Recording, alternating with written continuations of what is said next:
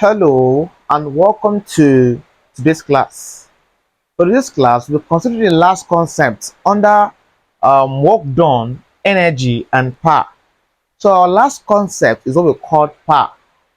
We have done two videos in our last class on work done and energy. So you can check the description of this video.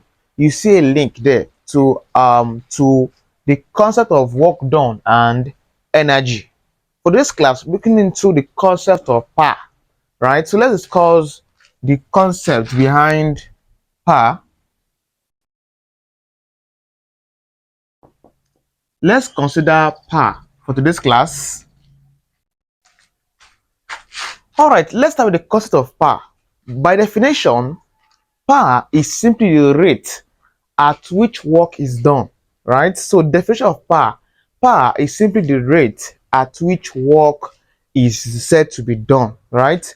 So when it comes to power is represented by P. So we use P to represent power, right? So mathematically, let's write out the mathematical expression.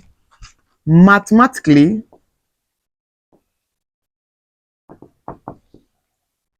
we are saying that power is simply the rate at which work is done. So that becomes work done all over time. So when you get the word rate is a time-bound word. So I'm saying rate at which work is done becomes what the work done all over time. So power is simply the ratio of work done to time, as you can see in front of you. Of course, before now, we know that work done is measured in joules, time in second. So therefore, the SI unit for power is given as what? Joule per second or watt.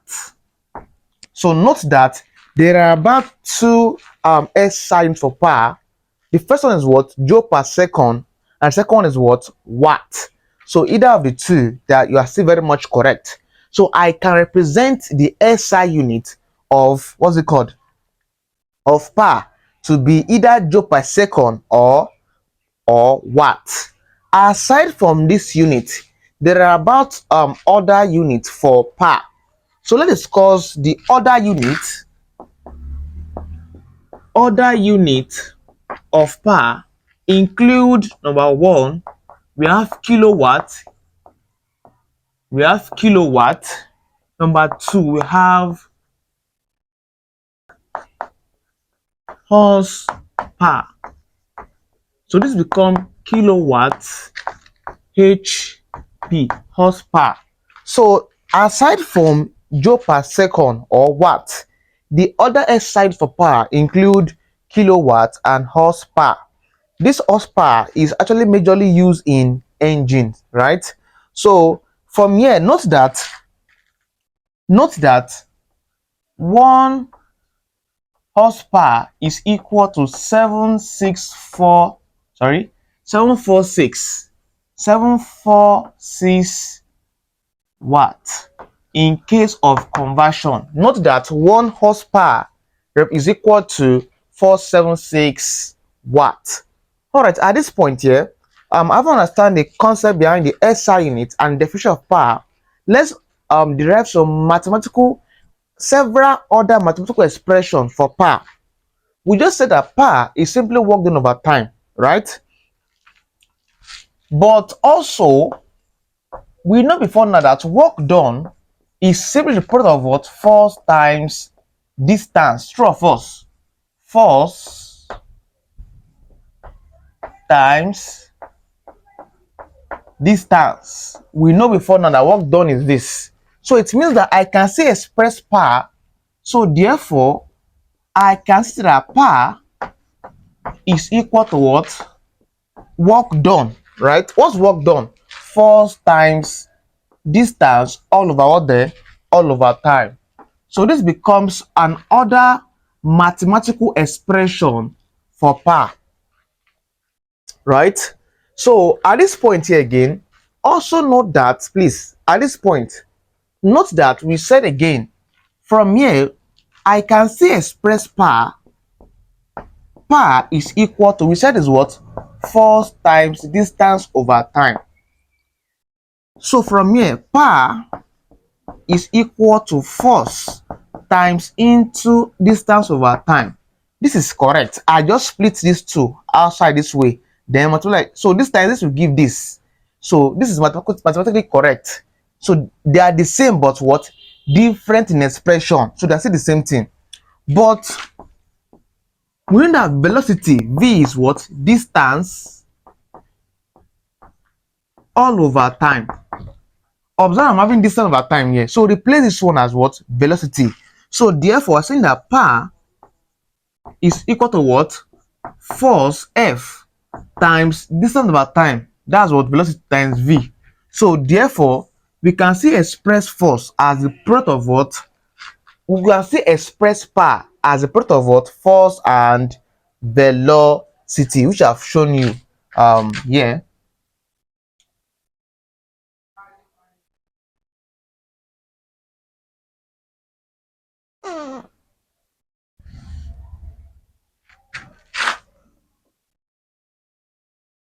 So I have this one here. So this becomes the several mathematical expression for power.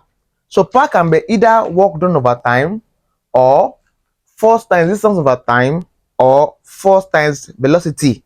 So these are still very much correct, right?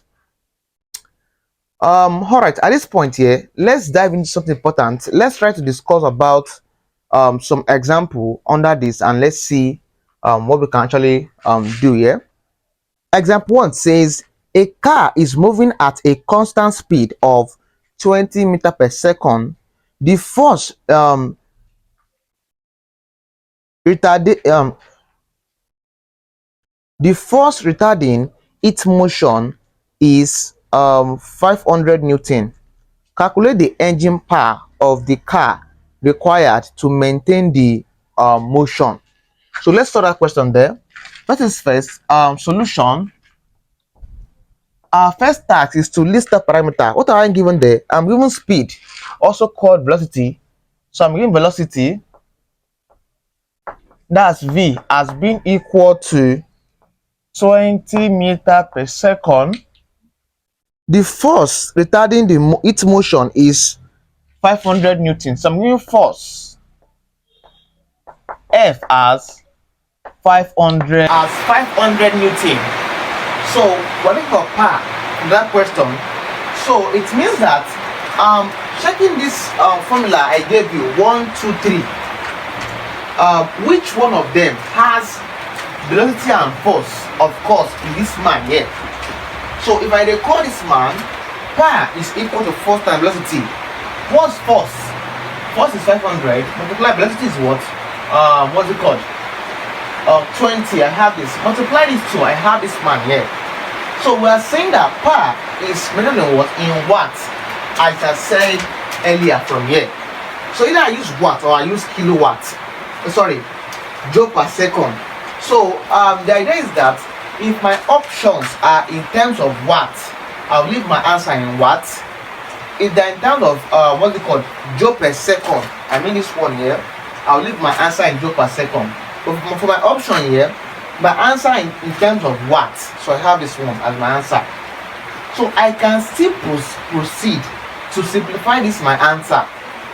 So we know before now that kilo represents to power 3. We have kilo, mega, giga, tera.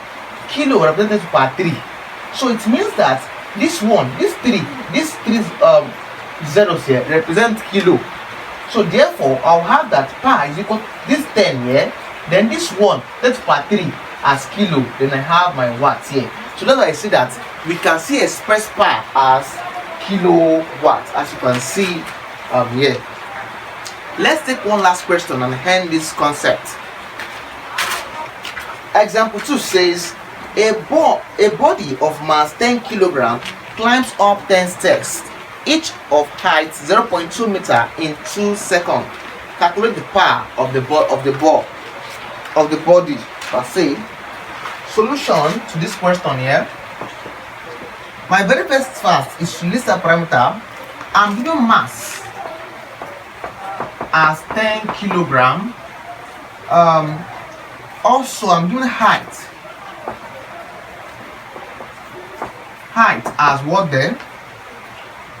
0.2 meters. Right? I'm also given time, t, time. That's t. This one is h. This one is m. Right? M. T as 2 seconds. Alright, listen please. When I give you the formulas for per, there are about 3. I gave you for work done over time, first time distance over time. I also gave you what? Force and velocity. Also know that aside from these 3, there is still one more. We know that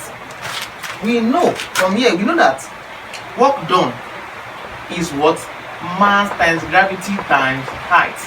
We discuss this when it comes to in terms of force field.